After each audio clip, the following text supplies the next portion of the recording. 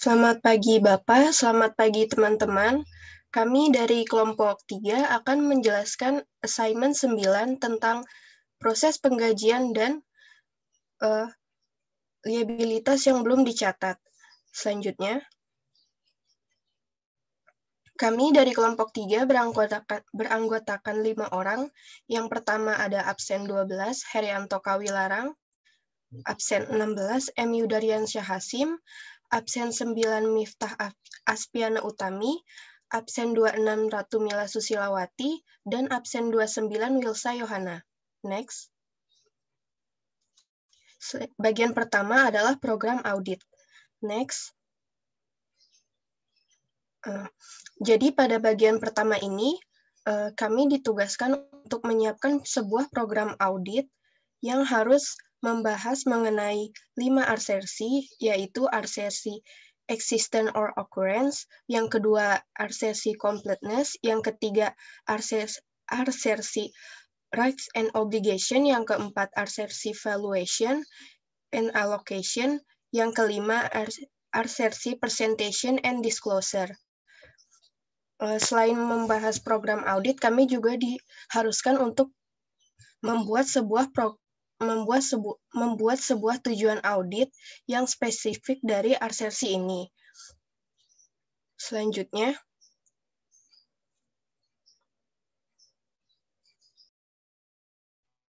Oke, baik. Saya izin untuk memaparkan mengenai tujuan audit beserta prosedur dan asersi yang digunakan dalam proses audit, payroll processing, dan accrued liabilities.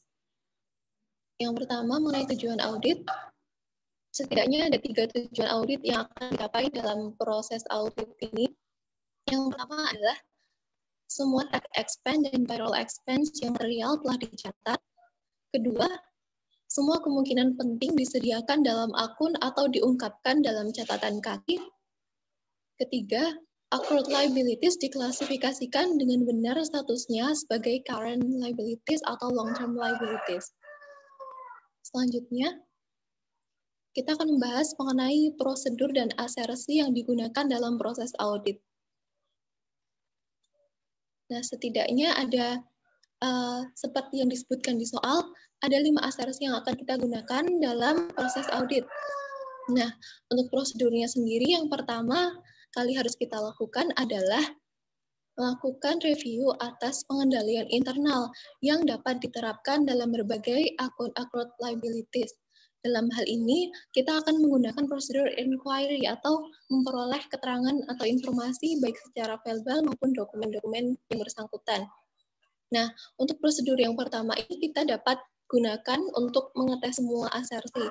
Dalam hal ini dilakukan karena memang dalam melakukan audit payroll processing dan accrued liabilities ini kita harus tahu dulu nih tentang sebenarnya seperti apa nih kebijakan perusahaan secara umum atau kebijakan perpajakan di negara tersebut supaya kita bisa menghitung ulang gitu ya atas ketepatan atas tepat atau tidaknya suatu laporan keuangan. Nah, dalam hal ini kita telah mengasumsikan melakukan prosedur ini di soal di halaman 216 sampai 218. Jadi di situ banyak keterangan serta banyak dokumen-dokumen yang disebutkan di dalam soal. Kita asumsikan kita sudah melakukan inquiry.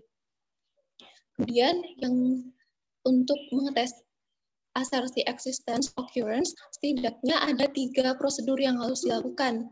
Yang pertama adalah memastikan tercatatnya saldo awal accrued liabilities yang sesuai dalam kertas kerja periode tahun yang bersangkutan. Dalam hal ini, prosedur yang kita lakukan adalah vouching yang kita lakukan di indeks kertas kerja indeks H1. Nah, jadi di sini kita harus mengetahui dulu saldo awal yang dicatat oleh perusahaan itu apakah sesuai dengan laporan keuangan yang sudah diaudit di tahun yang sebelumnya.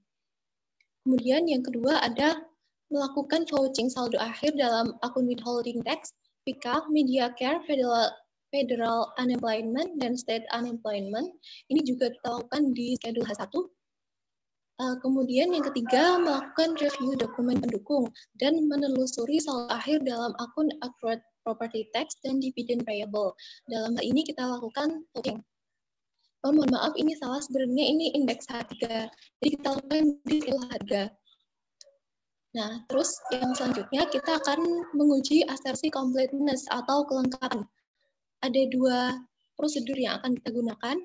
Yang pertama adalah memastikan bahwa saldo gaji, utang gaji, pajak ataupun utang pajak yang dibayar di muka mencakup semua kewajiban yang sah bagi perusahaan pada tanggal neraca atau recalculation. Ini kita lakukan dalam kita asumsikan sudah kita lakukan dalam soal. Jadi di situ kita harus mengetahui tentang ketentuan-ketentuan mengenai apa itu bagaimana alokasi perusahaan apabila dia ada di sub-period dan sebagainya. Nah, kemudian yang kedua kita harus memastikan bahwa pencatatan biaya gaji beserta pajaknya mencakup keseluruhan biaya-biaya jasa karyawan selama tahun yang diaudit. Dalam hal ini kita harus melakukan recalculation dan vouching. Ini kita lakukan dalam schedule H2. Nah, jadi dalam asersi completeness ini kita akan menguji mengenai kapan dalam jangka waktu dilakukannya audit itu dan juga beban-beban yang terkait dalam suatu akun. Kemudian selanjutnya kita akan menguji asersi mengenai rate and obligation. Ada 2 prosedur yang akan kita lakukan. Yang pertama adalah memastikan bahwa saldo utang gaji ataupun beban gaji yang dibayar di muka merupakan kewajiban yang sah bagi perusahaan pada tanggal neraca. Di sini kita lakukan recalculation. Begitu pula yang prosedur nomor 2.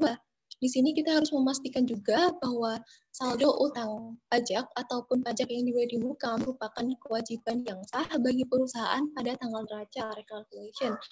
Jadi setelah kita ketahui ada ketentuan-ketentuan mengenai kapan itu diakui sebagai liabilitas, kapan diakui sebagai expense. Nah, setelah menghitung ulang, diharapkan benar gitu bahwa ada sebagian yang diakui sebagai liabilitas, ada yang tidak. Di situ kita asumsikan sudah kita lakukan di kertas kerja, di soal juga sudah disebutkan pada halaman 216 sampai 218. Kemudian ada asersi, valuation, dan allocation. Ada 4 prosedur yang akan kita lakukan. Yang pertama adalah melakukan analisis terhadap berbagai akun accrued liabilities dengan melakukan rekalkulasi atas beban tahun berjalan atau analytical procedure. Ini kita lakukan dalam schedule H3. Kemudian yang kedua adalah meneliti klasifikasi gaji dengan cermat menjadi biaya tenaga kerja tahun berjalan atau menjadi liabilitas. Jadi di sini kita lakukan recalculation dalam schedule H2. Kemudian yang ketiga adalah rekalkulasi terhadap pajak atas upah yang telah diperhitungkan berdasarkan tarif pajak yang berlaku atau recalculation. Jadi di sini kita pastikan bahwa tarif pajak yang digunakan sudah benar. Prosedur ini kita lakukan dalam schedule H2. Kemudian yang keempat adalah meneliti dokumen pembayaran dan melakukan rekalkulasi atas beban tahun berjalan dengan melakukan tracing dan recalculation. Ini kita lakukan dalam schedule H1. Kemudian untuk asersi yang terakhir adalah presentation dan disclosure. Nah, di sini ada 3 prosedur yang kita lakukan. Yang pertama, memastikan pengungkapan yang cukup ke dalam catatan atas laporan keuangan dengan melakukan inspeksi. Jadi inspeksi itu seperti meneliti dokumen yang saling berhubungan gitu. Jadi bisa lebih dari 1 dokumen. Namun dalam hal ini memang di kasus Apple Blossom tidak menyajikan CALK-nya. Maka ini asumsi kalau misalnya kita melakukan audit yang secara utuh gitu, harusnya kita juga memiliki CALK untuk menguji asersi presentation disclosure. Nah, kemudian yang kedua kita juga harus memastikan gaji dan pajak atas gaji telah diidentifikasi dan diklasifikasi dalam laporan keuangan dengan layak dan sesuai dengan prinsip akuntansi yang berlaku umum di Indonesia. Dalam hal ini kita melakukan scanning. Nah, jadi dalam hal ini juga tidak ditampilkan secara lengkap dalam laporan keuangan di tahun yang bersangkutan di buku Apple Blossom ini, maka ini kita jadikan sebagai pelengkap saja. Di sini prosedur yang harus kita gunakan adalah scanning. Jadi scanning itu mirip dengan inspeksi, tapi lebih tidak mendetail gitu. Jadi cuma melihat secara sekilas gitu. Kemudian yang ketiga adalah pastikan rekening utang pajak utang gaji telah diklasifikasi sebagai utang lancar dalam laporan keuangan pada saat tanggal neraca. Dalam hal ini kita juga melakukan scanning pada skedul H2. Nah, namun sebelumnya disclaimer terlebih dahulu bahwasanya memang prosedur-prosedur yang ada dalam slide ini tidak mutlak digunakan hanya untuk menguji satu asersi, namun juga berkaitan dengan asersi satu sama lain gitu. Namun ketika harus dikelompokkan, maka mungkin prosedur-prosedur utama yang harus dilakukan adalah sebagaimana yang saya sebutkan tadi. Kemudian kita berlanjut untuk pembahasan kertas kerja. Oke, bagian kedua kertas kerja. Di kertas kerja ini kami sebelumnya mempelajari kertas kerja tahun sebelumnya, skedul H1 sampai H3. Kami ditugaskan untuk menyiapkan kertas kerja H1 yang disusun dengan format seperti kertas kerja tahun sebelumnya untuk mengaudit pajak gaji yang masih harus dibayar dan beban gaji majikan. Selanjutnya, kami ditugaskan untuk menyusun kembali jadwal skedul yang mirip dengan H2 pada kertas kerja tahun sebelumnya. Pajak penghasilan karyawan dipotong oleh Apple Blossom rata-rata 15% per karyawan. Gaji dan upah dibayarkan pada bulan Januari, maka karyawan akan memulai pajak tahun baru.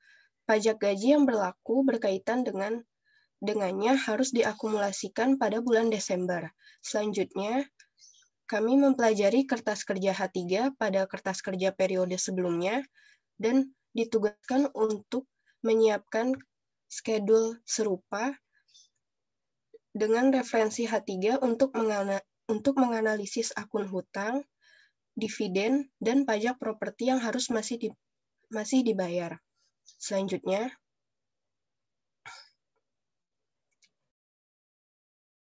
nah, yang pertama kita akan mengerjakan skedul H1. Jadi skedul H1 ini nanti akan berhubungan dengan skedul H2. Nah, kita baca soalnya dulu. Di sini kita disuruh ditugaskan untuk menganalisis accrued payroll taxes yang telah disiapkan oleh si Donald. Nah, referensinya itu ada di H1 ini. Di sini kalau dikatakan salaried employees-nya itu dibayar di setiap hari pertama pada bulan tersebut. Jadi misalnya dia bulan 1 bekerja, terus dia dibayar pada hari pertama bulan Februari. Seperti itu. Kalau misalnya pekerja yang per jam, hourly employees, dia kan dibayar secara upah gitu ya. Jadi dia dibayar setiap minggu pada hari Jumat. Jam kerjanya itu selama 5 hari dari Senin sampai Jumat. Next. Nah, di sini ada tax rates-nya juga, ada state unemployment, terus ada federal unemployment, ada FICA-nya juga, ada pajak Medicare, terus ada federal income tax health. Nanti ini juga menjadi komponen dalam perhitungan pajak. Nanti ini juga akan lebih lanjut dijelaskan di H2. Next.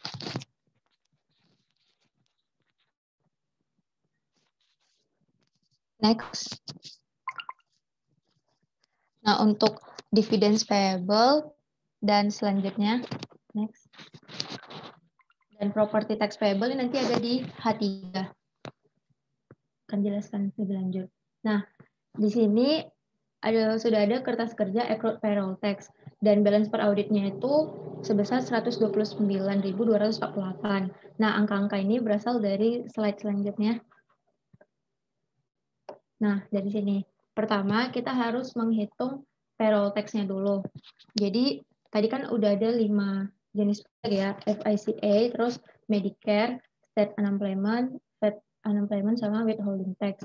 Di mana tax rate-nya itu udah ada di situ juga 6,2, 1,45%, terus 3,8%, 0,8%, dan 15%. Nah, jadi kalau tadi kita lihat di soal, total wages 2003-nya itu gaji kotornya itu 1.618.643. Nah, dia dikurangi oleh pajak FICA-nya. Jadi kalau misalnya di soal itu dikatakan selama tahun tersebut ada satu pekerja yang dia dibayar lebih dari 76.200 per tahun.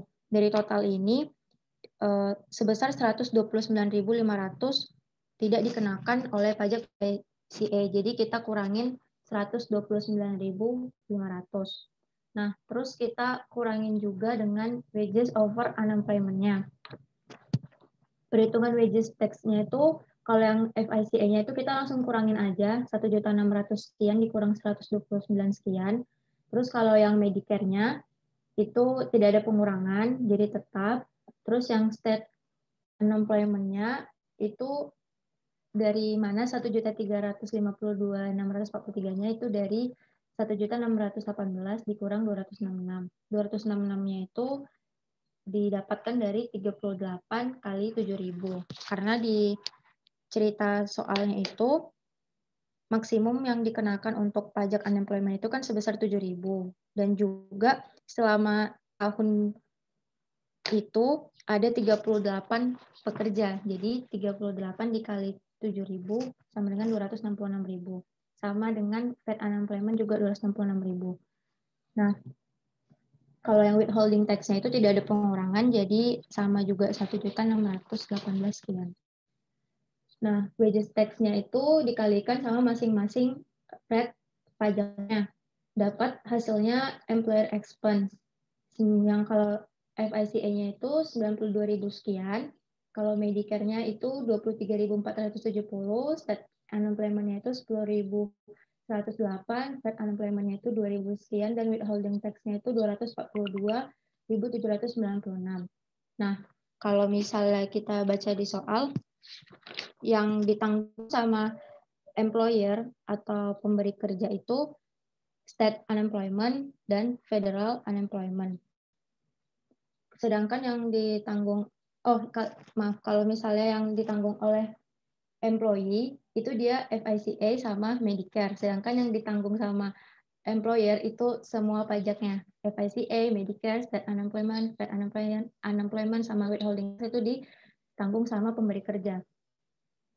Nah, jadi kita tinggal menambahkan employer expense ditambah employee-nya. Itu hasilnya kalau yang FICA-nya itu 184.654,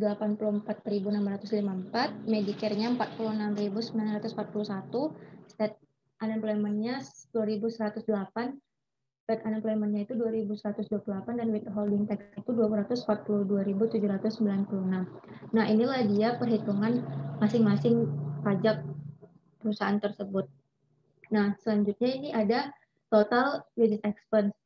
Expense per klien itu sama dengan total gaji kotornya itu 1.618. Nah, ditambah dengan penyesuaian yang ada nanti dijelaskan di H2 itu sekitar 123.192. Menghasilkan wages expense-nya 1.741.835. Nah, yang di sebelahnya itu ada total employer payroll tax expense. Nah, itu masing-masing pajaknya itu angkanya dapat dari yang employer itu ya, yang employer expense. Karena kan yang ditanya employer payroll tax. Nah, nanti ini juga ada dapat penambahan dari adjustment di kertas H2 sebesar 15.091 sehingga menghasilkan balance per auditnya 143.124. Di slide sebelumnya, coba. Slide sebelumnya. Nah, sebenarnya kalau di soal itu kan kliennya itu udah ada buat kertas kerja kan, prepare by klien. Jadi kita juga sebenarnya bisa sih membandingkan yang klien kerjakan sama yang kita kerjakan gitu. Nah, di sini balance 31 Desember 2002-nya itu udah dikasih tahu di soal. Dan additions-nya itu kita dapat dari yang balance total per klien. Total per klien yang coba selanjutnya. Dari total per klien yang 184, 46.000. Nah, addition-nya itu kita dapat dari situ sebelumnya. Nah, kalau payments-nya itu menurut kelompok kami nggak ada keterangan lebih lanjut, jadi kami memakai yang udah di-prepare sama klien. Nah, terus hasilnya sama dengan yang dikerjakan oleh klien. 86.253 dan kami dapat 86.254 mungkin karena ada perbedaan penggenapan aja gitu. Nah, terus ditambah juga dengan audit adjustment nanti didapatkan dari H2, dijelaskan lebih lanjut oleh teman saya, dapat balance per auditnya 129.248. Next.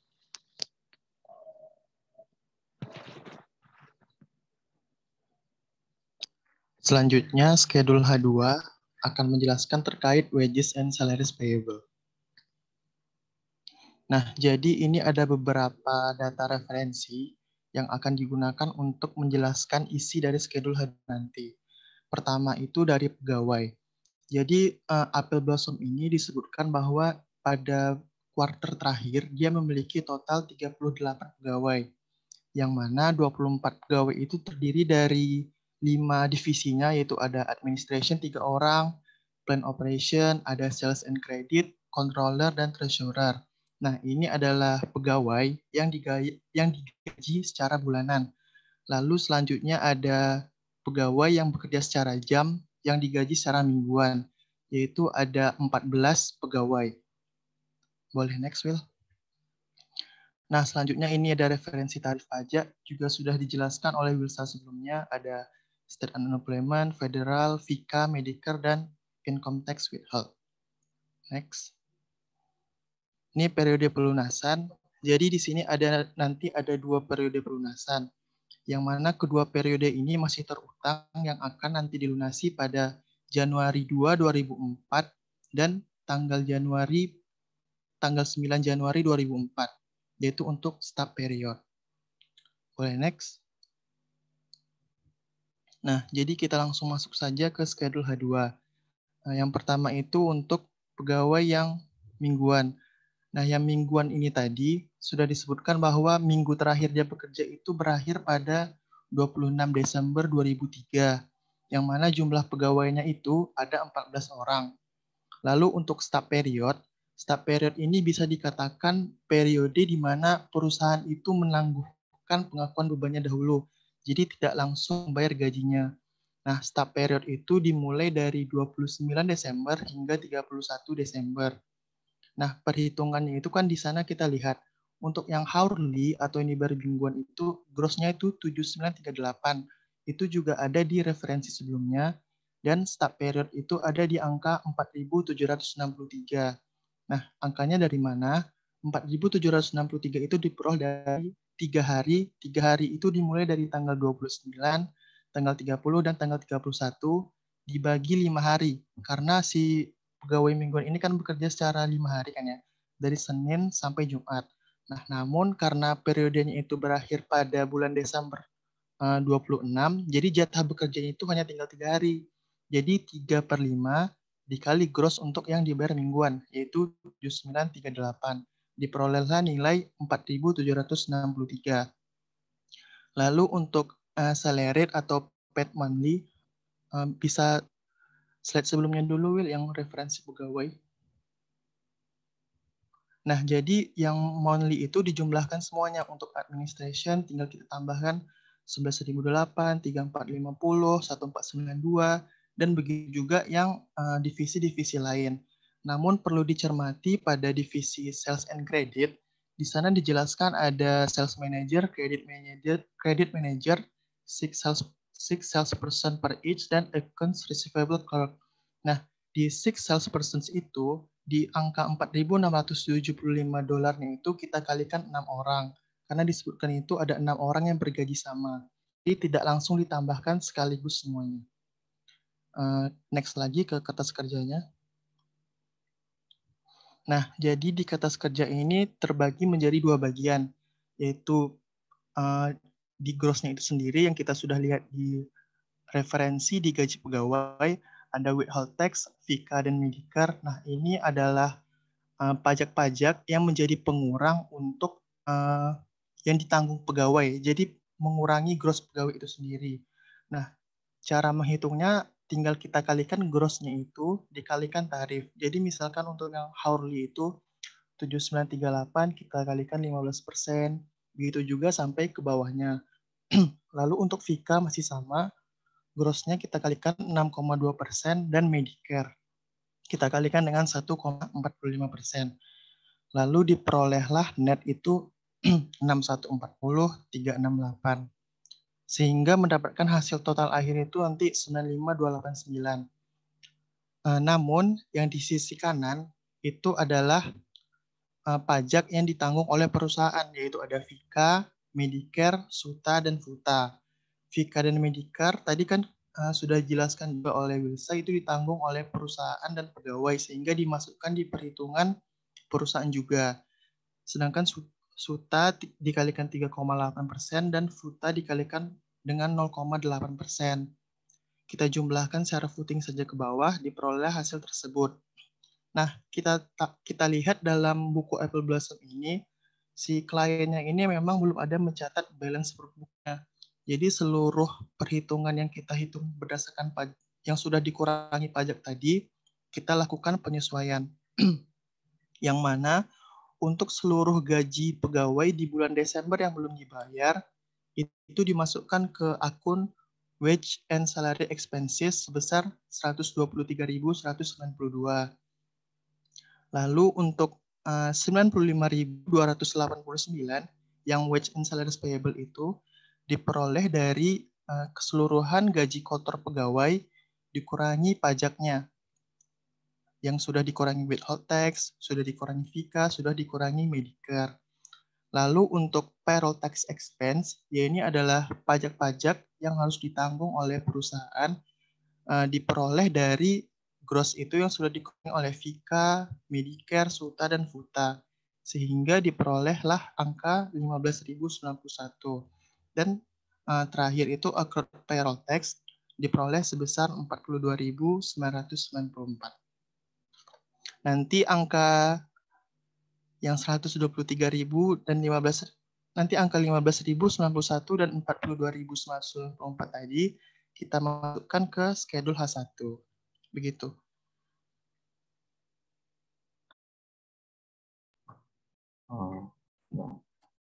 Oke, selanjutnya itu ada schedule H3 itu tentang prosedur analitis dari accrued liabilities. Yang pertama itu ada dividend payable ya.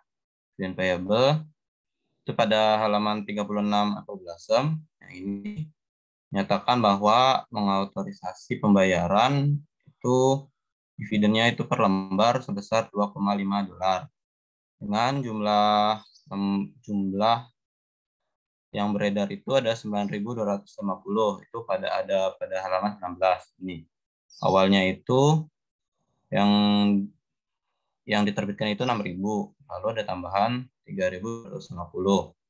Maka jumlahnya 9.250 itu dikalikan dengan tadi dividen per share-nya itu 2,5 dan dihasilkan angka sebesar 23.125. Terus ada yang kedua itu ada accrued property tax.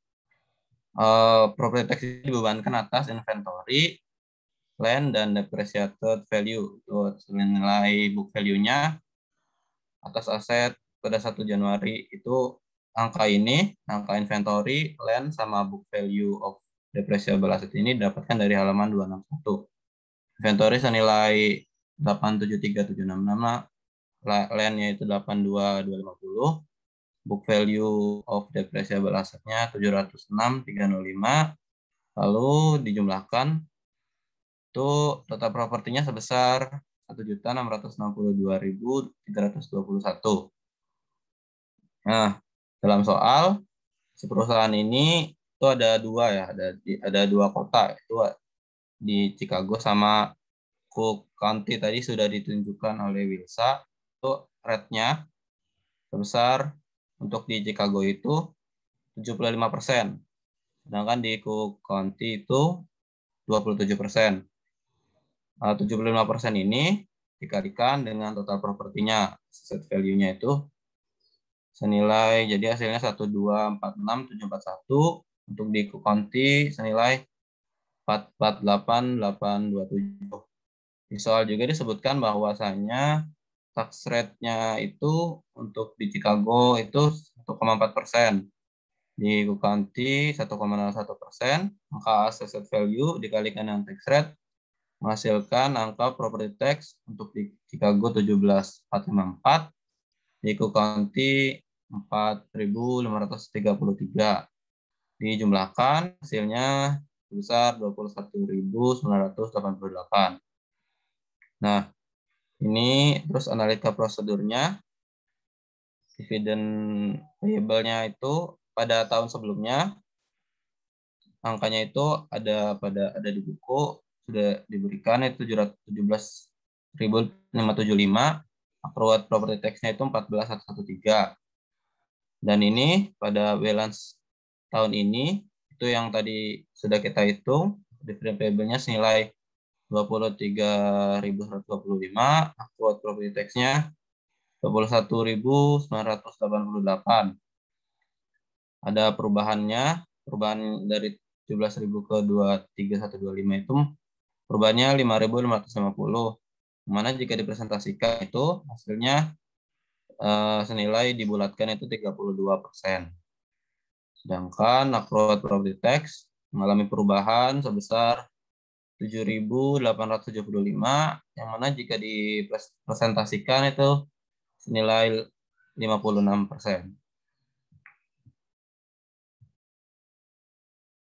Selanjutnya, Schedule H yang membahas mengenai payroll dan other liabilities. Next.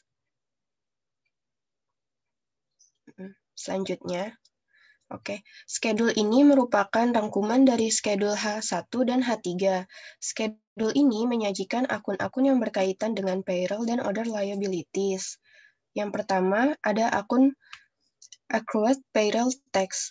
Berdasarkan audit tahun sebelumnya, tercatat saldo sebesar 113.846. Apple Blossom pada tahun berjalan telah mencatat 86.254. Setelah audit, kami melakukan penyesuaian terhadap akun ini sebesar 42.994 di sisi kredit.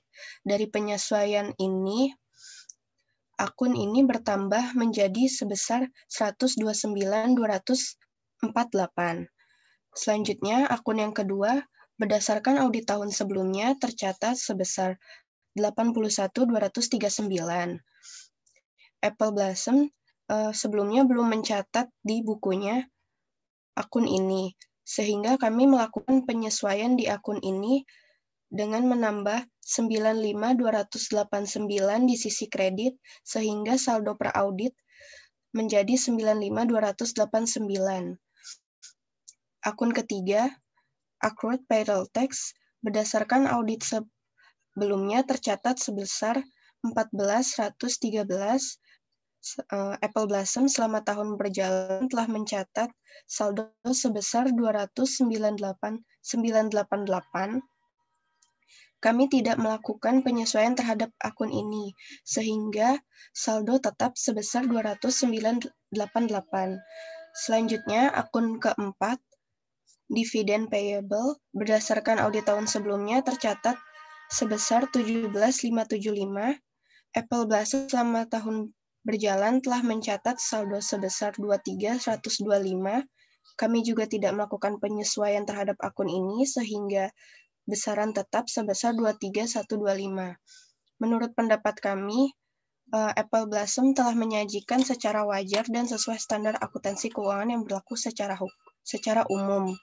Selanjutnya, terima kasih. Sekian dari kelompok kami. Apakah ada pertanyaan? Baik, terima kasih kelompok 3. Tadi presentasinya cukup lengkap ya. Silakan kelompok 5. Kita beri kesempatan dulu untuk bertanya ataupun membahas ya. Baik ketidaksetujuan misalnya atau beda gitu atau yang lainnya. Silakan.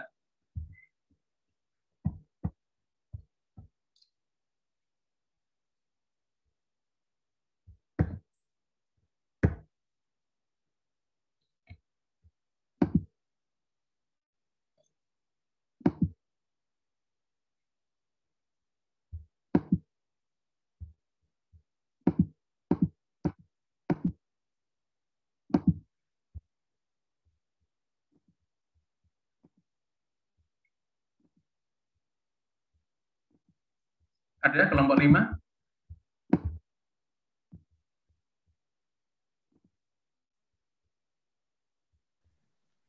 Pak, mau izin menanggapi. Ya, silakan. Untuk mohon yang maaf, sebentar, maaf. Sebelum dinikan pertanyaannya, Muhammad Hanif hadir enggak ya?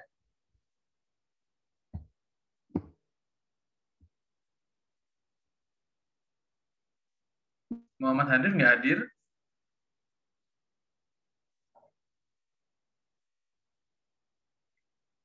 Karena di portal saya ini Muhammad Hanif sendiri yang belum hadir.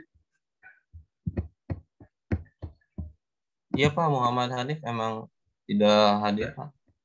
Oke, Sudah baik. dibangunkan, tidak bangun. Sudah ditelepon, tidak ada jawaban. Oke, baik. Baik, silakan dilanjutkan untuk pertanyaannya.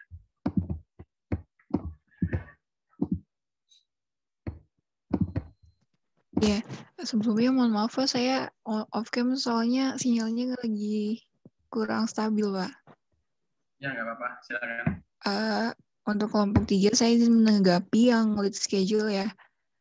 Yang parenya itu yang debit yang wage and salary expense yang sebesar 123, 190, 192 sama yang payroll tax expense yang 15.091-nya itu kenapa nggak dimasukin ya? Tadi saya sempat miss sedikit karena sinyalnya juga putus-putus Pak. Terima kasih. Baik, kelompok 3 bisa dimengerti pertanyaannya?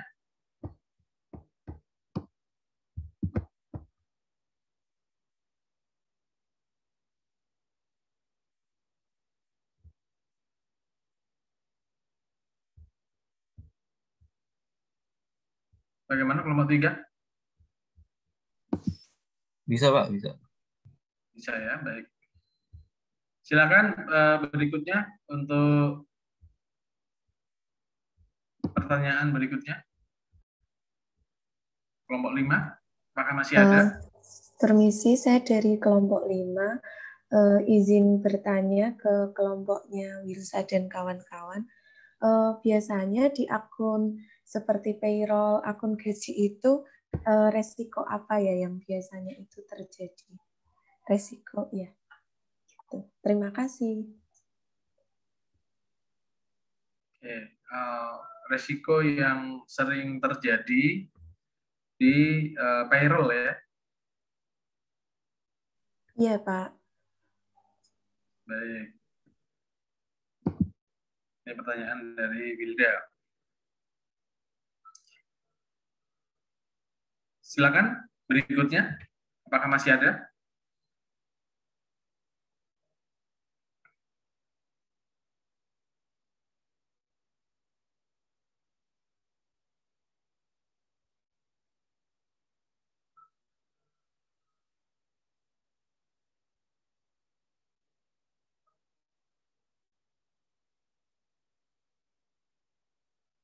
Kelompok 5 sudah nggak ada? Pak, izin bertanya. Ya, Ayah silakan. Yang di schedule H2, yang Vika itu yang bagiannya Boleh administration. ditanyakan dulu? Maaf, boleh ditayangkan karena merujuk ke halaman tertentu ya. Kelompok 3 tolong ditayangkan ya.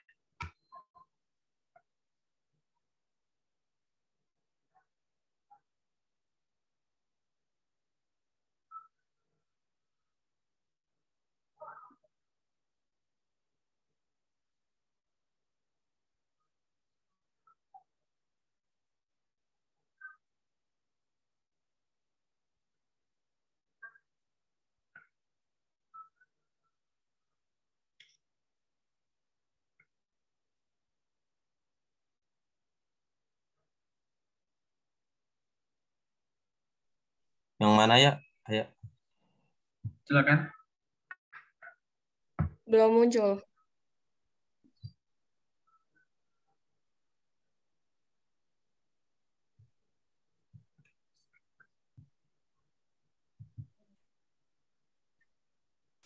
Sudah terlihat, Pak?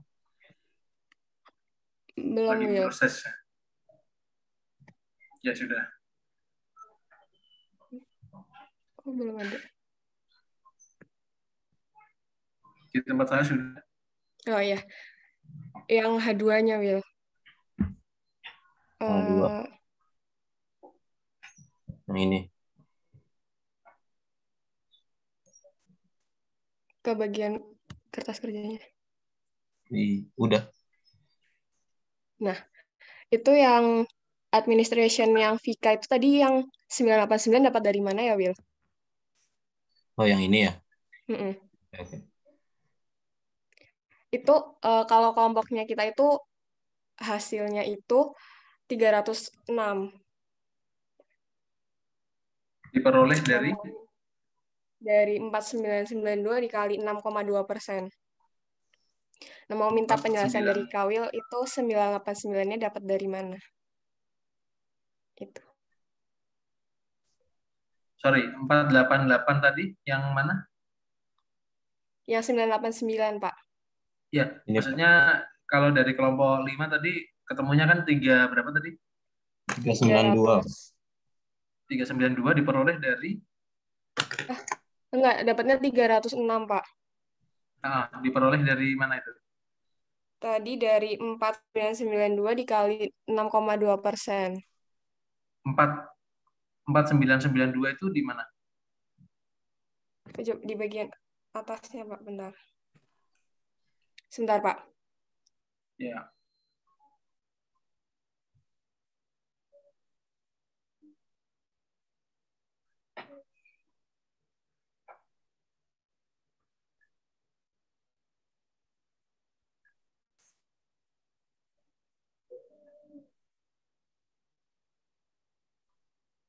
Kalau yang 989 ini 6,2 kali 15, 950 ya? Kawil ya? Iya, Pak. Iya, Pak. Oke.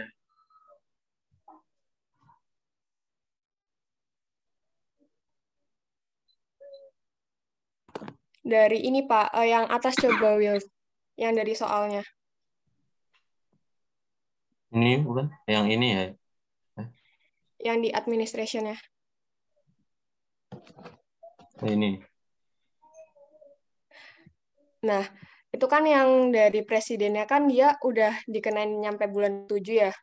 Nah, berarti kan sisanya yang 3450 ditambah 1492 itu. Jadi 4992. Dia kan ada ngomong yang di atas pajak yang ininya 76200 apa ya? 6,2% dari 76200 gaji pertamanya dia udah dikenain pajak. Ya enggak?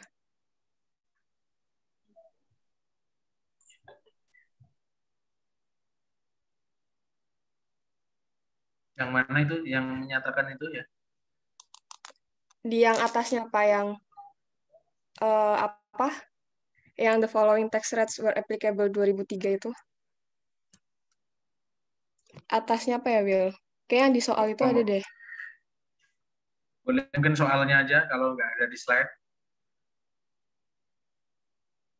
Mungkin kelompok 5-nya aja, Pak, yang gimana?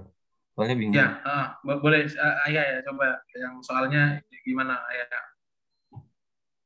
Bentar, Pak, buka soalnya dulu ya, Pak. Buka ini dulu. Ya, nggak apa-apa. Santai aja.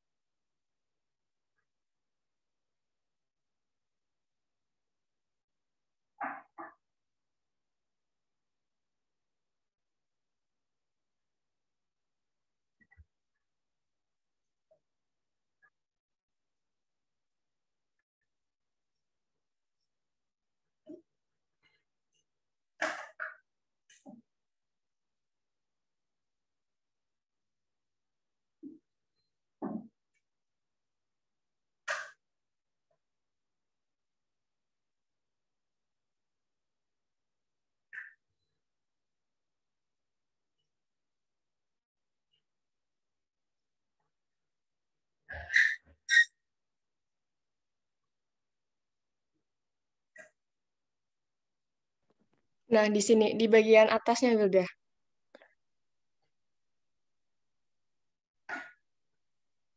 Yang di halaman 2017, halaman 217.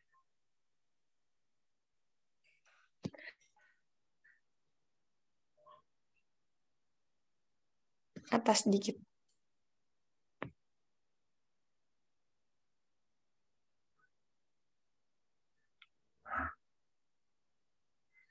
Nah, itu kan yang Vika itu tax rates-nya dia itu 6,2% dari gaji dia yang 76.200 itu, Pak.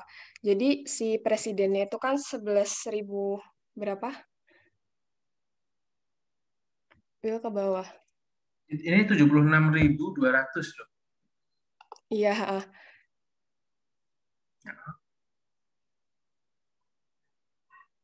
Bukan 7.000 ya? Kalau dikaliin, bentar Pak. Ya, gimana? Jadi bingung juga. Kalau dikaliin ke 6,2%-nya berarti 6.350 bukan ya, Pak? Gitu bukan cara ngitungnya, Pak. Ya. Boleh yang di atasnya dulu, maaf. Tadi maksudnya gimana ya tadi? Nah, ini. Oke.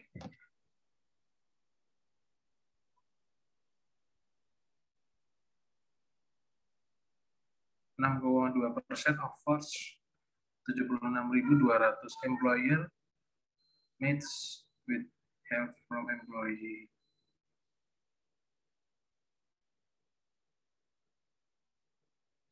%, of force 76.200.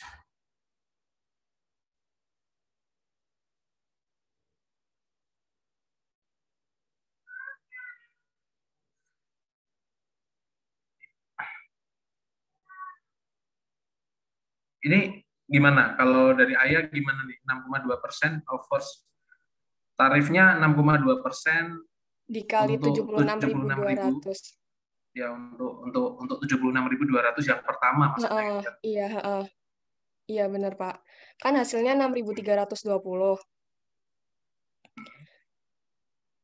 Berarti karena dia 11.008 itu udah melebihi di bulan 7 itu, berarti kan udah dipajakin kan, Pak? Berarti tinggal sisanya yang 4.992.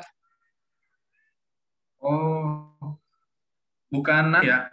Ini penafsirannya bukan 6,2% untuk gaji sampai dengan 76.200. Tarifnya itu. Jadi kalau Ayah memahaminya ini 6,2% dikalikan 76.200 itu 6.000 sekian itu sudah dipajaki gitu. Udah dipajakin. Terus?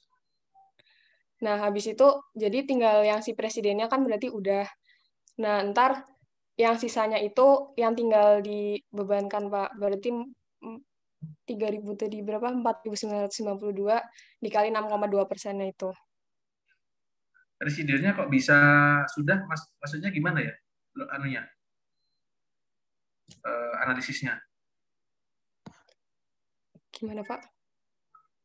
Ya, presidennya 11.000 tadi kok bisa sudah itu kenapa? Nggak tahu tadi pertamanya mikirnya itu 6,2% dikali 76.200.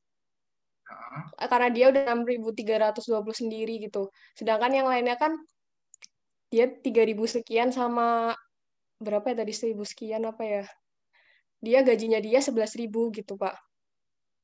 Berarti dia udah terkena pajaknya itu.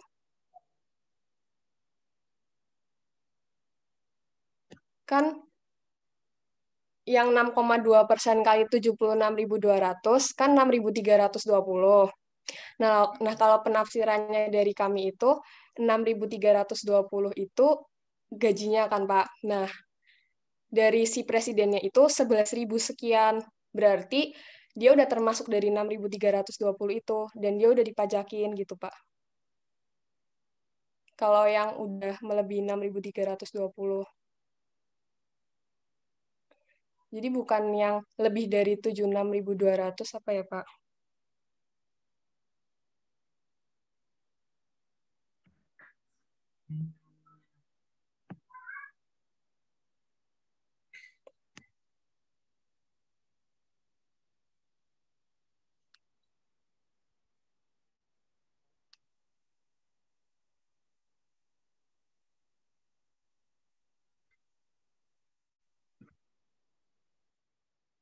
Kalau sini mungkin saya saya agak ini juga nih. Saya memahaminya kalau ini kok ini ya. Misalnya kayak 3,8% dari 7.000 gaji yang pertama. Ini maksudnya tarifnya untuk gaji 7.000 sampai dengan 7.000 itu untuk state unemployment itu 3,8%. Nah, artinya yang Vika juga seperti itu gitu, 6,2% dari 76.200 gitu sampai dengan 76.200. Nah, maksudnya kalau totalnya itu masih di bawah 76.200, maka tarifnya itu 6,2%. Cuman memang tidak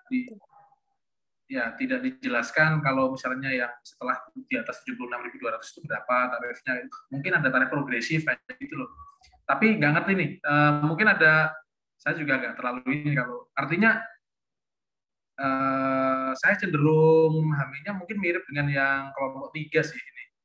Bahwa semuanya kena gitu. Karena kan 11.000 terus berapa tadi totalnya baru 15.000 gitu ya, masih di bawah 76.000. Kalau misalnya 6,2 kalikan 76.200,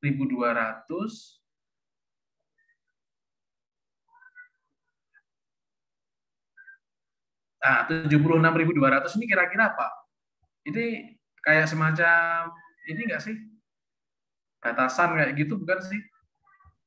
Iya Pak, kami sih memahaminya seperti itu. Itu batas atas gaji untuk yang persenannya 6,2% gitu Pak. Pajaknya sekian. Kayak tarif pajak aja gitu Pak. Kalau udah melewati, ya PPKP gitu. Ya. Iya gitu Pak. Mungkin. Iya. Gimana? Ayah ya. Atau kelompok lain mungkin? Kalau Ayah gimana nih? Iya, coba nanti dipahamin lagi ya Pak. Masih belum ini. Oke. Ya. Baik. Masih Pak. Ya, ini mungkin nanti oke, terima kasih Ayah. Mungkin ada pertanyaan lain selain ini Ayah?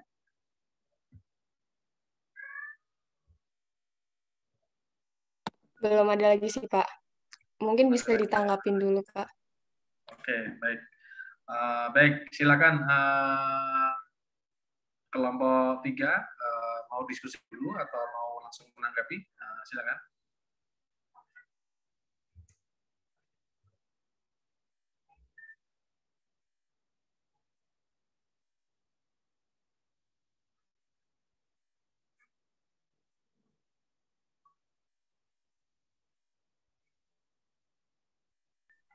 Mau langsung dijawab saja Pak? Ya silakan, Kawil.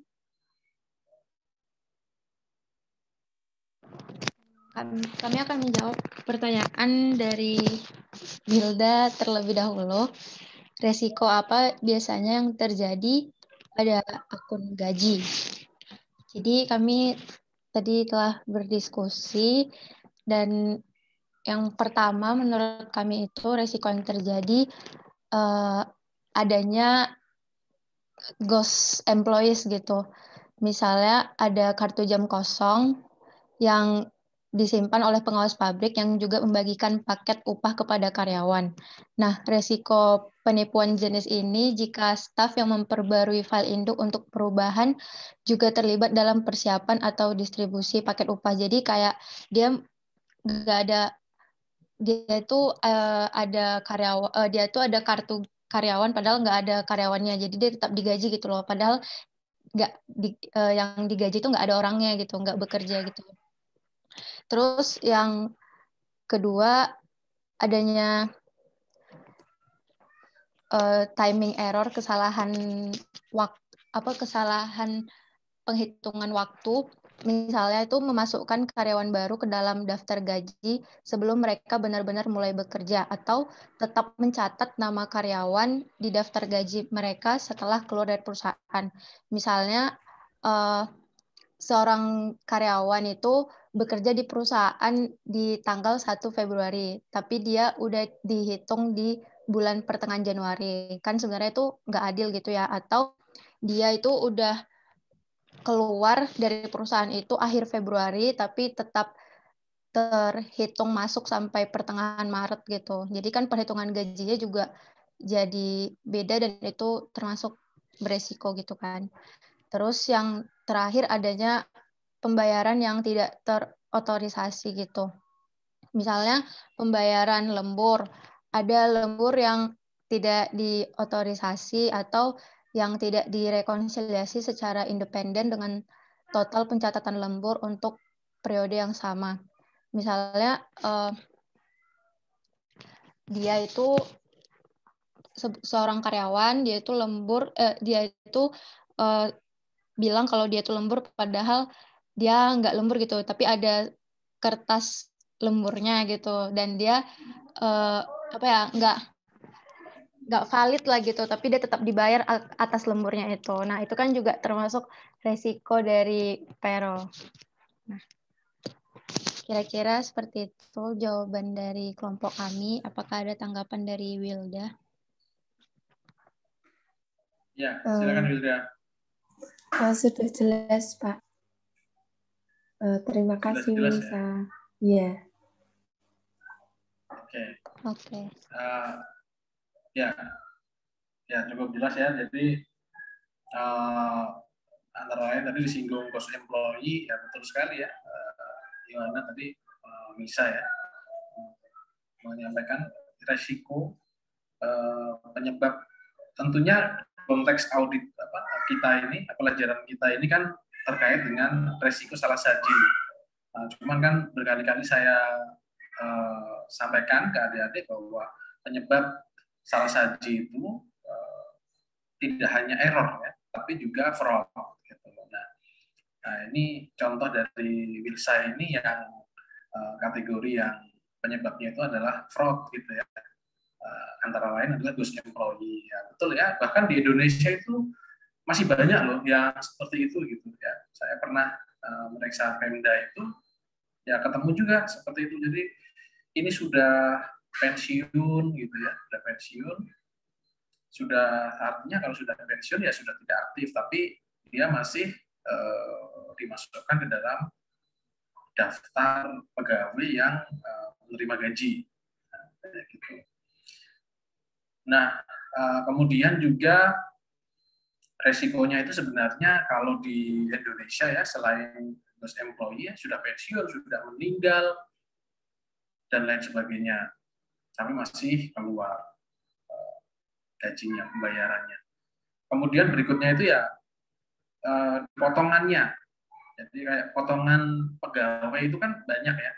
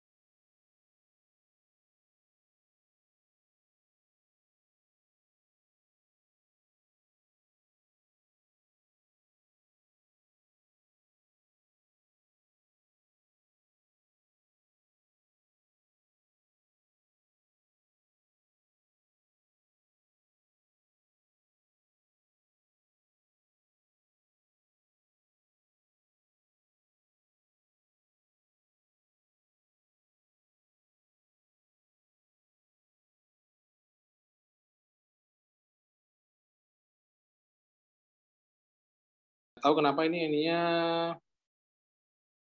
saya ganti dulu ya.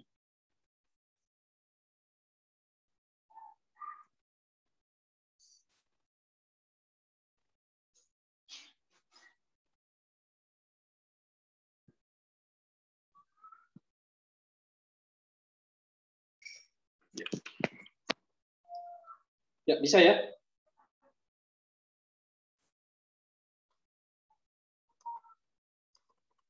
Bisa mendengar? Bisa, Pak. Ya. Ya, kita lanjutkan ya. Saya ganti HP ini karena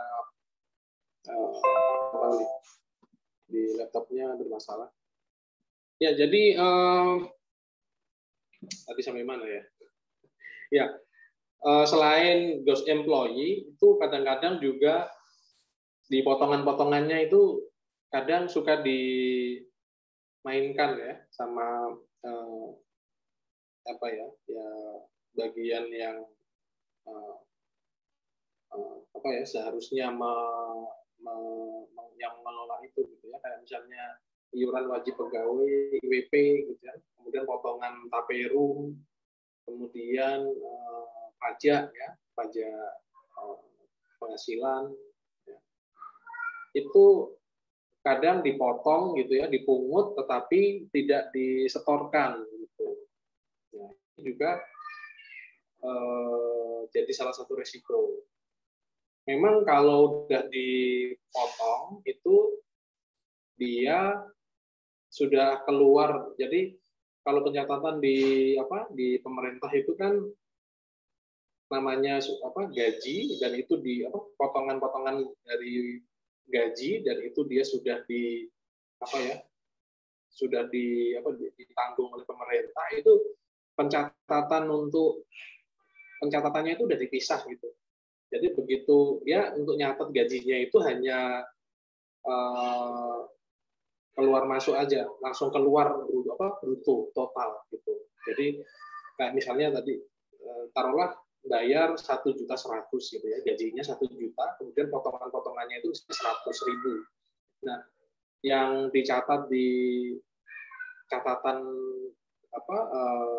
buku kasnya Pemda itu atau pemerintah itu nanti keluar ya belanja pegawai dan juga potongan itu total berarti 1 juta gitu keluar gitu. Padahal sebenarnya yang 1 juta ke pegawai, yang 100.000 itu masih dikelola oleh orang yang bertugas untuk mengelola gitu. Nah, itu nanti dicatat di buku yang terpisah, buku bantu 100.000 itu sebagai pemasukan ya, hasil potongan gitu, penerimaan dari potongan. Kemudian nanti kalau udah secara periodik disetorin ke pajak.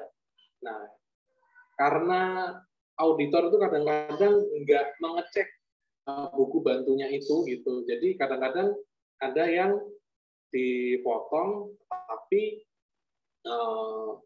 belum di-store gitu. Jadi soal pajak pegawai ini juga harus jadi perhatian juga kalau misalnya di suatu Pemda itu terkait pengelolaan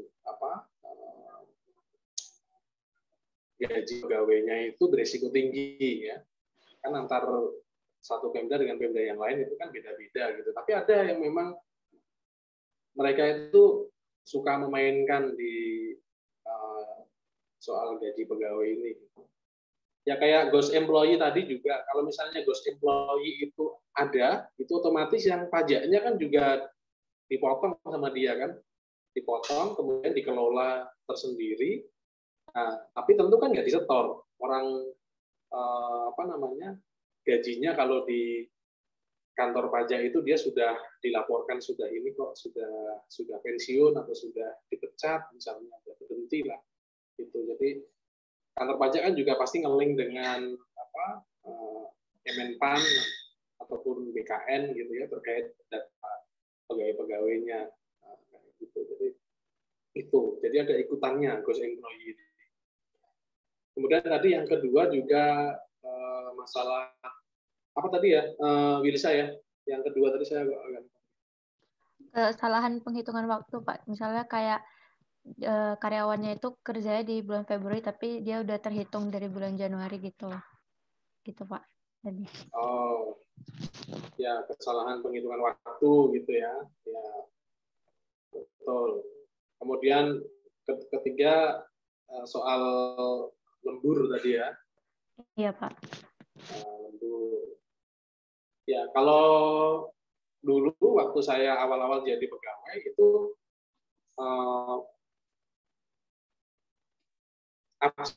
presensi itu masih manual ya. Presensi itu manual. Jadi saya untuk gaji ya, gaji itu kan ada potongan-potongannya. Kalau misalnya nggak absen beberapa kali gitu ada potongannya sekian. Nggak ngisi dan nggak daftar hadir lebih banyak lagi, nanti potongannya lebih tinggi seperti itu. Nah, cuman dulu itu rekapnya itu setiap hari Senin, ya, Senin pagi. Jadi seminggu itu sekali. Ya terus terang dulu itu ya zaman dulu ya, tahun 2006, 2005 awal gitu, 2005 akhir ya kita ngerapel tanda tangannya itu di Jumat sore atau kadang-kadang bahkan Senin pagi untuk seminggu yang lalu kita isi semua, padahal kadang-kadang ya kita itu ya terus terang ya kadang nggak pulangnya cepat juga ya zaman itu lah, belum reformasi birokrasi. Karena kan itu presensinya 3 kali, pagi, siang, sama sore pas pulang. Tapi ya itu tadi di rekapnya itu setiap dilaporkannya ke bagian gaji gitu setiap minggu ya seminggu sekali gitu. Jadi ya dulu tuh banyak yang nggak bener lah terkait itu kayak gitu. Tapi sejak adanya reformasi birokrasi tahun 2007 itu seingat saya remunerasi pertama untuk Kemenq. Jadi dulu itu remunerasi pertama itu hanya 3 instansi seingat saya, 4 atau 3 ya, Kemenq, BPK, Mahkamah Agung, 3. Baru kemudian bertambah yang Kemenpan RB. Jadi dulu itu hanya 3 aja, Kemenq, Mahkamah Agung, sama BPK.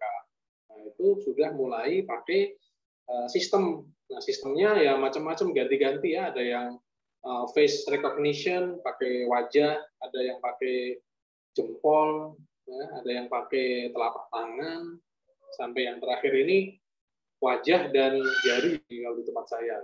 Jadi kalau kita datang itu udah otomatis terintegrasi sistemnya dengan sistem penggajian dan juga sistem di SDM. Kita datang pakai face recognition, udah, oh ini si Nanang misalnya dipotret nih, pas datang nih wajahnya begini nih, misalnya kucel, misalnya. Terus datangnya jam sekian gitu, nanti pulang jam sekian, udah otomatis nanti kalau terlambat 1 menit aja kan potongannya sekian kayak gitu di tempat saya. Nah, sekarang sih hampir-hampir kalau yang ini terkait dengan kesalahan perhitungan itu minim lah ya kalau yang sekarang ya. Itu bahkan sering kali malah merugikan pegawai karena kita lupa. Udah datang dari pagi jam 6, langsung kerja karena nanti ada meeting dan lain sebagainya. Terus batas untuk absen presensi kan jam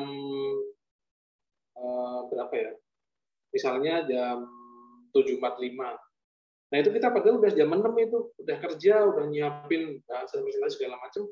Kita baru inget jam 11 siang setelah meeting gitu. Nah itu udah nggak bisa diapa-apain. Jadi ya udah diterima aja nasibnya, bakalan kena potongan berapa persen gitu. Nah itu masih mending, masih dapat absen sore kan, presensinya 2 kali. Nah, kadang-kadang udah datang dari pagi sampai pulang itu baru ingat, tadi belum absen, belum presensi. Ya udah, kadang-kadang bisa diurus gitu dengan keterangan segala macam, tapi ribet dan kadang-kadang pegawai juga malas lah, aduh malas ini harus begini harus begitu kayak gitu, maksudnya lah potong aja gitu. Nah seperti itu. Tapi itu belum semua kantor begitu, saya perhatikan. Yang mungkin kalau Kemenq gitu ya, mungkin BPK itu ya seperti itu gitu ya. Tapi saya kira nggak tahu ya kalau Pemda, saya lama nggak main-main ke Pemda, mungkin belum semuanya begitu juga sih. Gitu. Jadi adik-adik harus perhatikan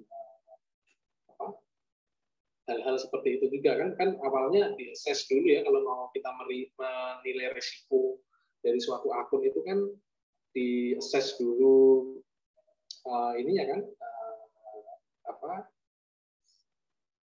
sistem pengendalian internalnya dulu ya di level entitas, di level akun gitu kan, dan kemudian di level akun nanti ada inherent risk, ada control risk, risiko gabungan. Nah, kalau udah memanfaatkan IT itu kan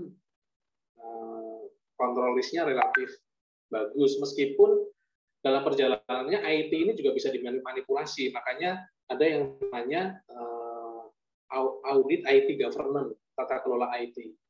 Jadi kalau di mana ya? Di BPK, di AKN 2 ya. AKN 2 itu yang mengaudit LKPP, laporan keuangan pemerintah pusat. Nah, itu dan mungkin di KAP-KAP yang besar itu sebelum tim general audit itu turun, itu yang diturunkan adalah tim audit IT governance. Nah, tujuannya apa? Tujuannya untuk mengaudit sistem informasi dan juga seluruh aplikasi yang dipakai terkait dengan penyusunan laporan keuangan. Ada nggak ini? Intinya tata kelola sistem informasinya itu sudah sesuai standar belum?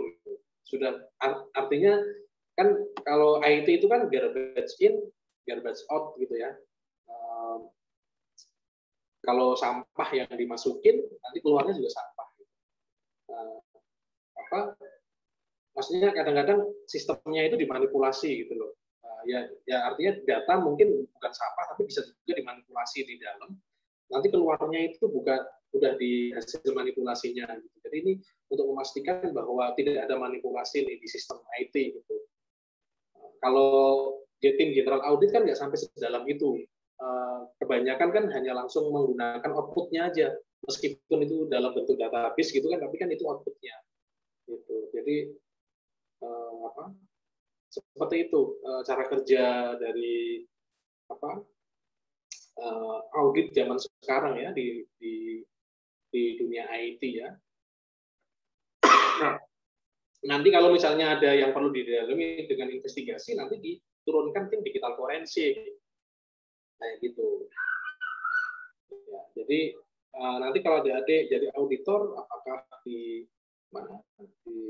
Beda-beda ya, challenge-nya beda-beda. Di BPK, kalau di BPK pun kalau misalnya penempatannya misalnya tadi di AKN 2 sama di daerah itu juga nanti pendekatannya pasti akan beda karena ini tergantung dengan auditinya, kondisi auditinya. Juga memang kemampuannya belum rata, terus terang di BPK juga sendiri auditor-auditornya gitu. Pemahaman IT-nya juga beda-beda, terus terang belum rata ya. Seperti itu. Ya, ini seperti di KAP-KAP juga seperti itu. Kalau KAP-KAP The Big Four sih, dia sudah terstruktur model-modelnya. Sebelum turun menjadi tim general audit, dia akan turun tim IT auditnya dulu, mengakses seluruh aplikasi dan juga sistem yang terintegrasi dengan aplikasi itu untuk terkait penyusunan laporan keuangan.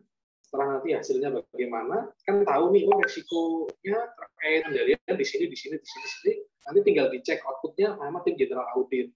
Bla opininya keluar begini. Nah, nanti kalau misalnya dari manajemen pengen diinvestigasi dengan berdasarkan hasil dari audit general audit tadi, ya minta lagi misalnya tolong kami diinvestigasi nanti si tim investigasi turunkan. Nah, tim investigasi ini juga biasanya ada dua tim besar ya. Yang pertama tim digital forensik, yang kedua yang tim analisisnya itu forensic accounting. Nah, nanti biasanya kalau dianalisis dulu nih sama si tim finansial yang forensic accounting-nya, forensiknya, nanti ternyata kita butuh data ini yang diantaranya adalah berupa digital evidence. Nah, nanti tim digital forensik turun untuk melakukan akuisisi, kemudian dianalisis, keluar report, disampaikan ke tim konten forensik, nanti dianalisis ya, dan ditambahin dengan bukti yang lain, kemudian jadi simpulan. Jadi seperti itu. Ya, saya kira saya hanya mengelaborasi aja jawaban dari Wilsa sih. Basically tadi udah tepat ya jawabannya, terutama terkait dengan penyebab salah saji yang dari unsur fraud gitu ya. Kalau yang dari unsur error ya bisa apa? Salah catat itu bisa lebih catat, bisa kurang catat gitu ya, atau lupa catat ya. Tapi itu kan kalau masih manual, jadi sekali lagi adik-adik harus perhatikan kondisi auditinya itu seperti apa, apakah masih manual atau sudah pakai aplikasi. Gitu. Saya kira itu. Silakan dilanjutkan untuk jawaban pertanyaan berikutnya.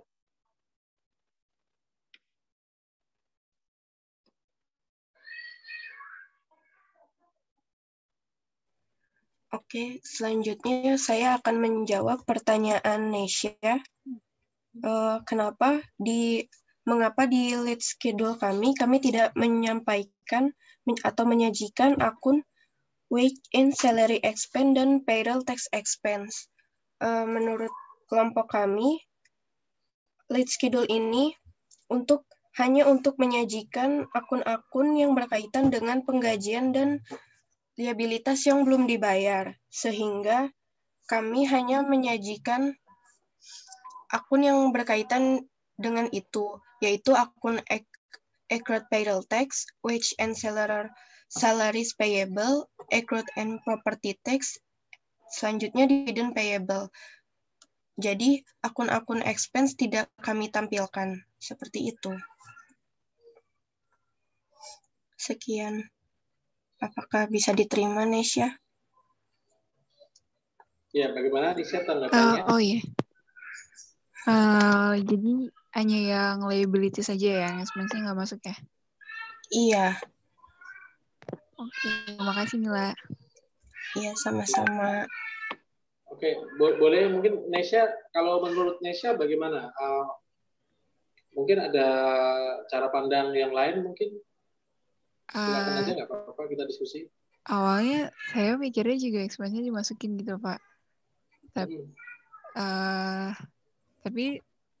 tadi mendengar penjelasan Mila juga jadi kayak, oh iya bener ya, berarti cuma liabilities-nya aja yang dimasukin di lead schedule itu.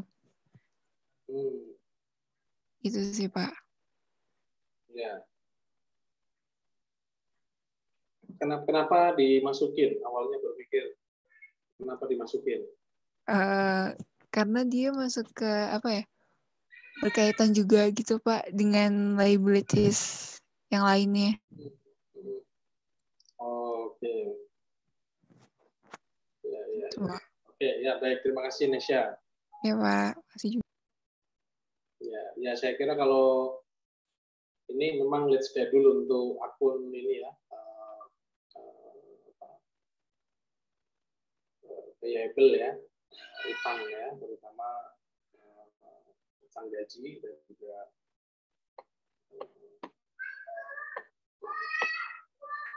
ya, penggajian dan utang dan ya lebih ke utang sih ya ini ya. Karena yang kita audit ini akun baca. Seperti itu. Ya, baik. Mungkin untuk pertanyaan yang terakhir tadi, Ayah ya, silakan kelompok 3 diperjelas saja ininya mungkin jawabannya. Ya, atau gimana ya? Mau tanya lagi, Pak. Boleh share screen nggak, Wilda? Ya, silakan.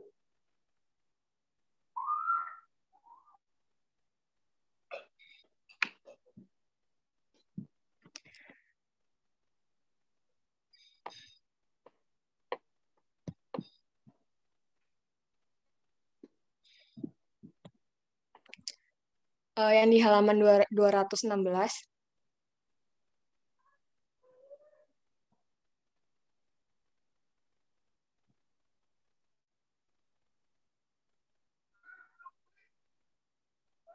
Nah, Di sini itu Pak, kelompok kami itu berpikirnya kan dia gross wages and salaries-nya itu buat tahun 2003 itu 1.611.643.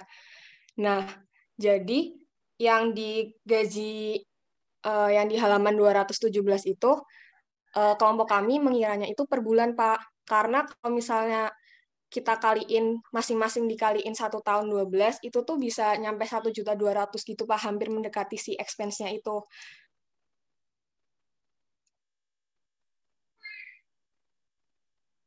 Di halaman 217-nya, di sebelahnya, Will. Sebelah.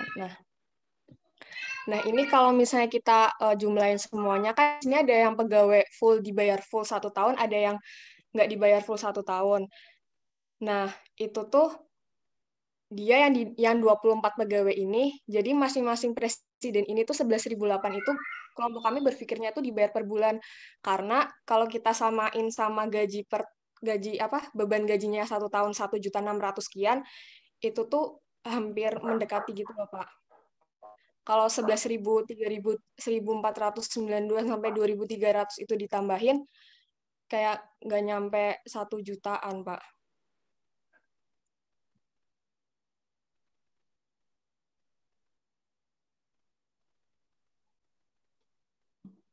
Ya. Boleh ke yang tadi, yang 1.600.000 tadi?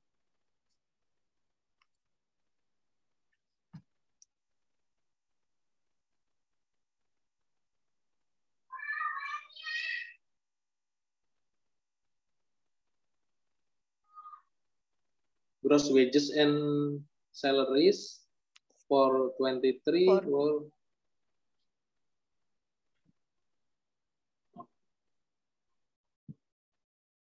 the company had between 3 quarters of the year.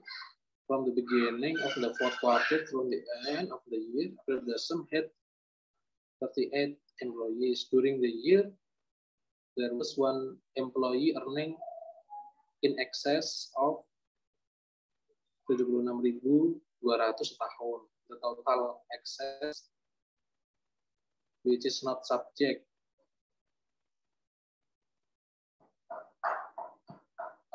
to FICA taxes, amounted in all to work for April Blossom during 2003 actually salaries for taxes.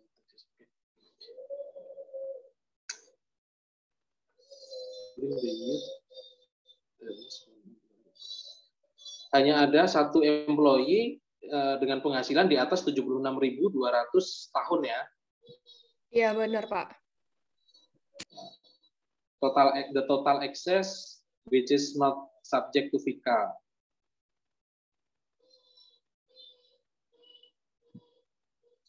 Is not subject to taxes amounted 120.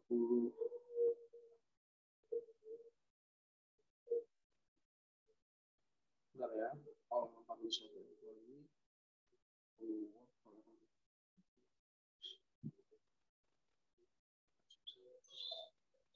Oh.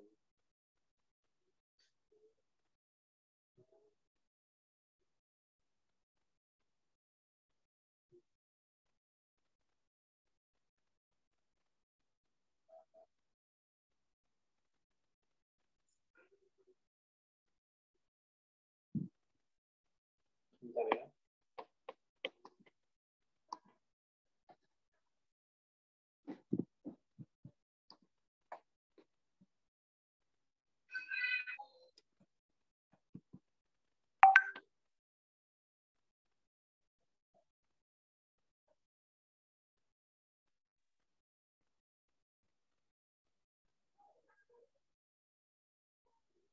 Oke, ini maksudnya yang dari kan dia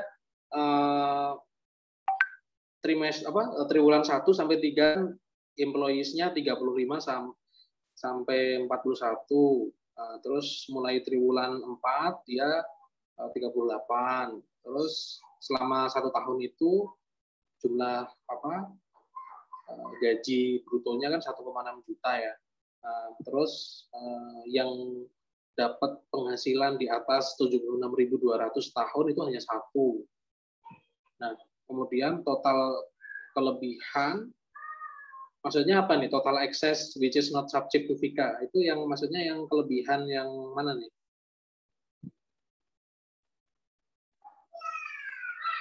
Oh, itu kurang ini juga supaya 129.500 ya, Pak. Nah, terus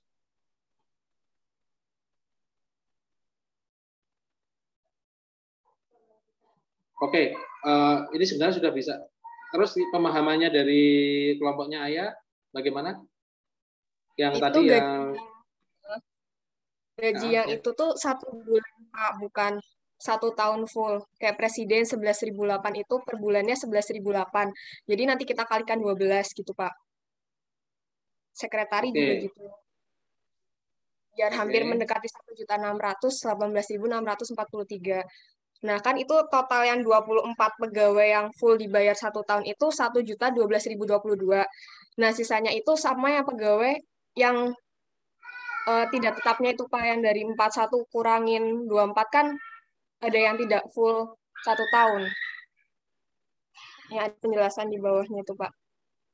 Pegawai honor. Kalau ini yang diketahui, yang di halaman 217 itu, yang diketahui gajinya hanya 3 orang aja ya, administratif ini, yang di atas ya.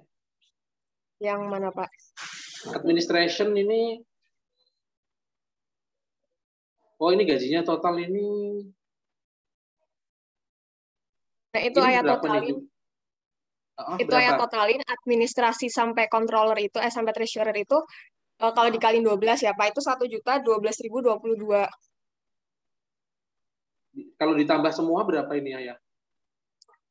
Yang mana, Pak? Iya, yang 24 orang ini ya, Pak? 24 orang ini. Itu 1.012.022. Belum dikalikan 12? Udah dikaliin 12, Pak. Oh, udah dikaliin 12. Iya. Kalau nggak dikaliin 12, ini hanya berkisar berapa berarti? 100 ribu ya? Ya, sekitar cuma 100.000.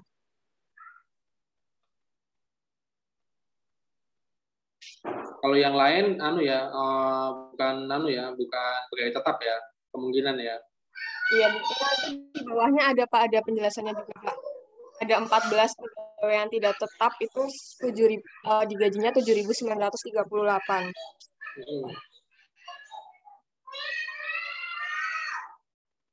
Tapi Ayah ini, kalau misalnya 7.000 per bulan dikalikan 12 kan di atas 76.000 ya. Kan selain presiden, yang lain-lain ini masih ada. Sedangkan di sini dibilang hanya 1 orang ya. Kalau dari kelompoknya kami berpikirnya masing-masing ini, Pak, masing-masing bidangnya ini, administrasi, plan operation, controller, sales and credit, sama treasurer gitu, Pak.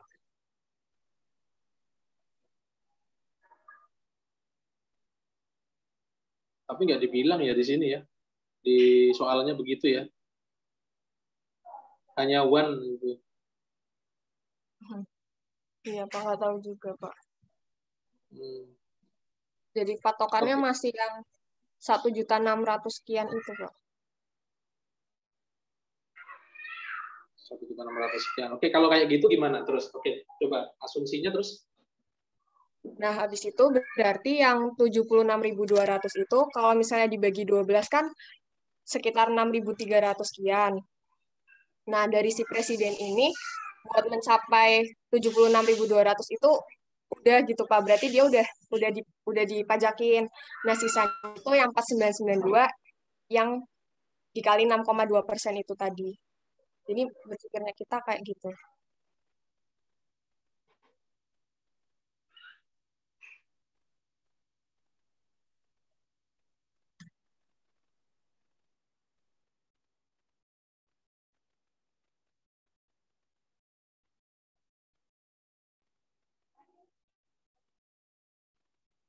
Nah.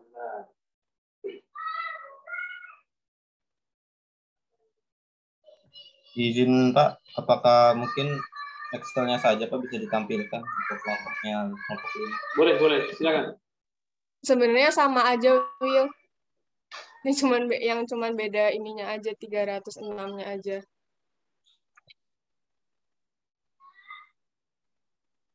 Ya, Lagi. nggak apa-apa. Coba bagaimana Kawil? Ini mungkin ada pemikiran. Boleh ya, biar coba ditampilkan si Kawil ya.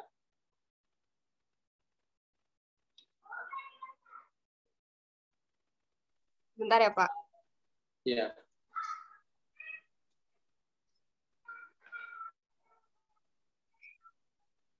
Oh, atau dari kertas ininya aja ya, Pak. Bentar, Pak. Dari soal yang udah dicoret-coret, Pak.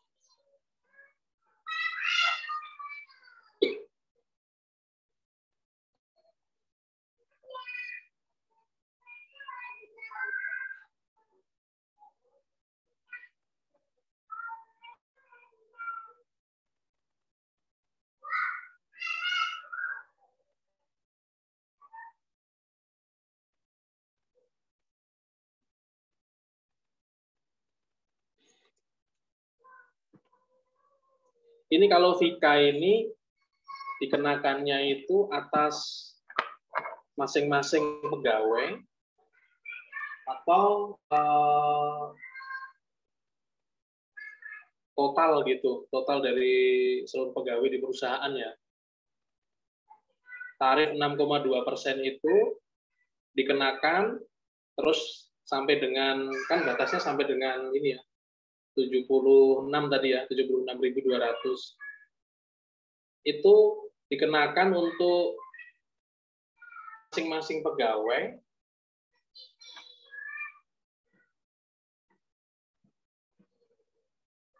atau total gitu, total di pegawai, seluruh pegawai di suatu perusahaan.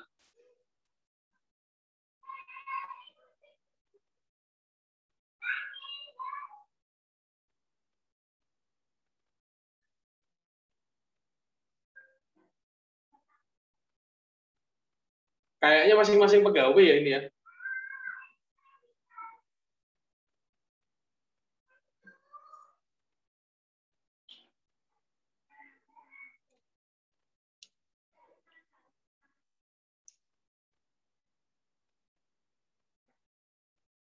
Ini kalau saya baca sih ini pajak jaminan sosial ya, PIKA itu.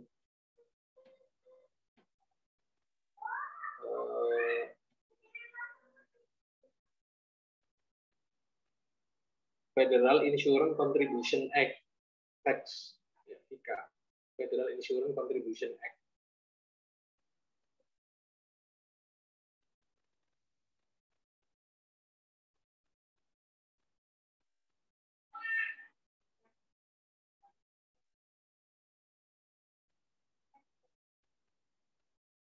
Memberikan manfaat bagi pensiunan, penyandang disabilitas, dan anak-anak dari pekerja yang meninggal. Ya, asuransi pekerja.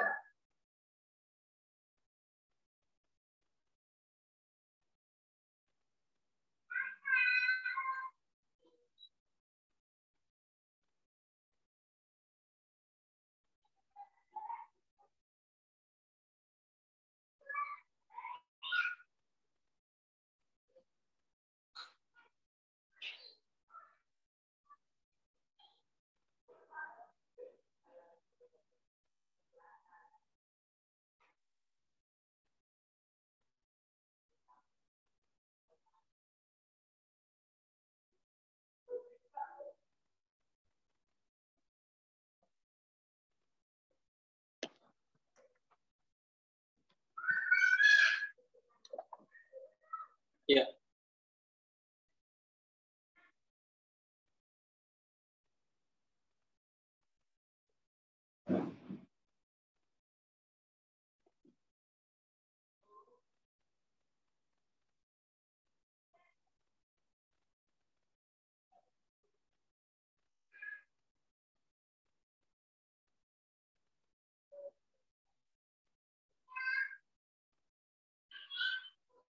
Atau mungkin kelompok kami yang kurang ini kali ya, Pak.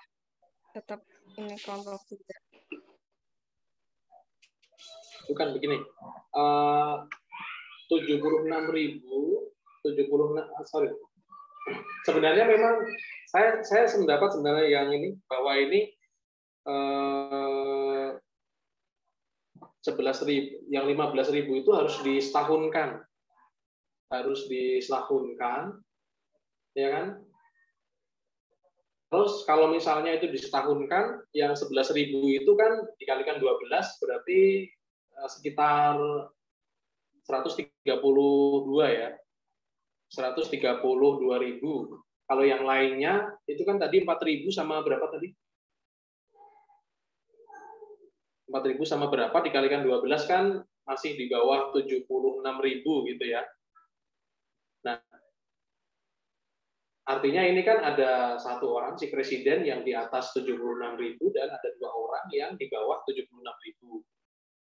Nah, kalau pajaknya tadi kan 6,2% untuk 76.000 pertama. Tadi gimana tuh pengertian tadi? 6,2% dari atas yang melebihi 76.000 atau seperti apa pengertiannya kira-kira? Kalau pengertiannya itu tadi Pak, yang kalau udah gajinya 76.200 udah dikali 6,2%, berarti 11.008 kan berarti ada di bulan ke-7 ya Pak, dia udah 77.000 sekian. Nah, berarti di gajinya si presiden ini udah nggak dikenain pajak lagi 6,2%.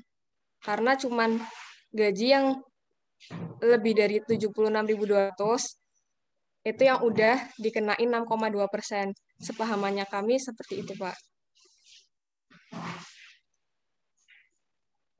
Gaji yang lebih dari 76.000 aja dikenain. Maksudnya?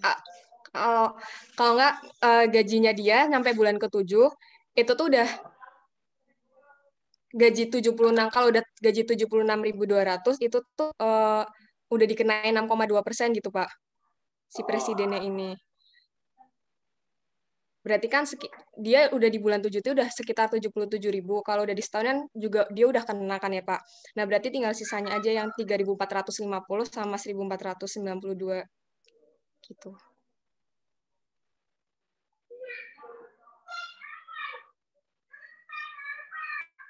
Sisanya itu maksudnya apakah sisanya yang dari bulan 8 sampai 12 ditambah yang 2 orang? Yang kalau kelompok kami yang sekretariat sama Melklek aja karena cuma yang 76.200 Pak. Bukan termasuk presiden. Presiden oke, kan first 76.000 itu kena 6,2%. Tapi kan itu sampai bulan 7, nah, bulan 8, 9, 10, 11, 12 atau dikenain ya Pak? Ya kan kalau logikanya begitu kan dikenain ya Pak? Kena sampai akhir tahun ya yang presiden gitu ya. Iya Pak.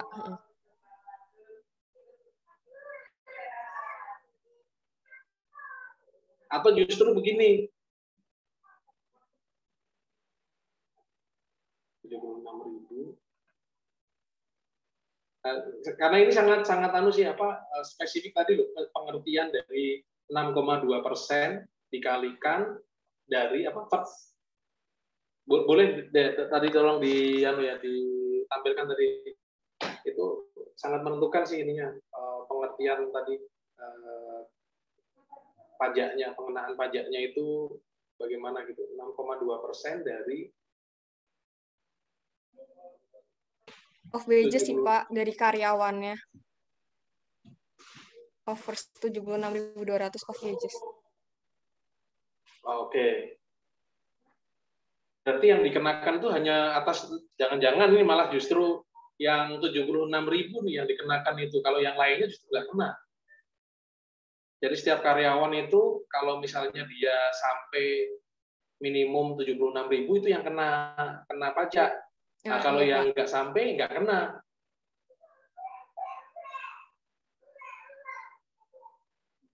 Itu nggak kira-kira pengertiannya gitu?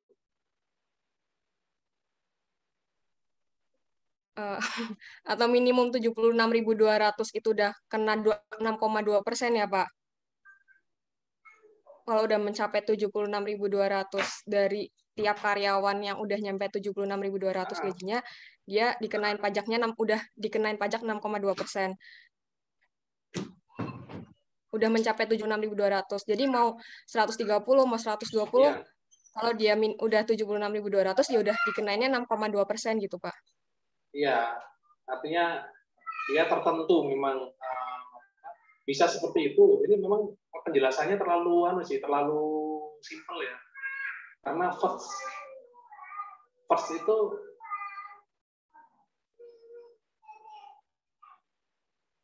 ini yang gaji 76.000 yang pertama ini pengertiannya gimana? Apakah seperti itu bahwa yang kena istilahnya kayak atas itu PTKP, penghasilan tidak kena pajak. Kalau di atasnya itu kena. Tapi yang biasanya PTKP ya itu. Tapi ini bukan PTKP karena 76.000 itu yang dikenakan gitu batasnya. Kalau misalnya dia sampai situ, nah yang dikenakan itu 76.000 atau di atasnya itu atau minimum 76.000 gitu. Jadi itu tarif untuk 76.000 ke atas atau hanya 76.000 aja yang dikenakan ya. Ini kalau seperti itu, tapi kalau seperti itu justru yang sekretaris sama ini justru nggak kena dua-duanya.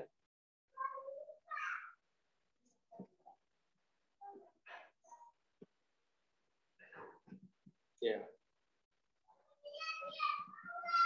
Ada yang lain berpendapat mungkin?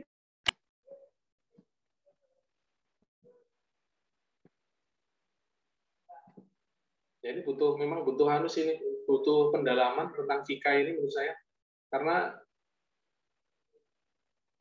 kalau di kelompok 3 kan justru yang dikenain semua gitu aja. Tidak memperhatikan 76.000-nya. Justru 76.000 itu. Karena ini kan gajinya gaji bulanan kemungkinan ya, bukan gaji setahun. Karena memang kalau gaji setahun rendah sekali ya, $4.000 itu kan rendah sekali.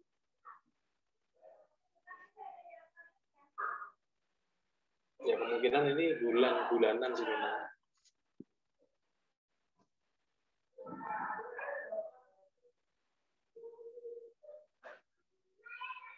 Ya ini sudah jam 10, tapi mungkin ada ini mungkin pendapat dari teman-teman yang lain.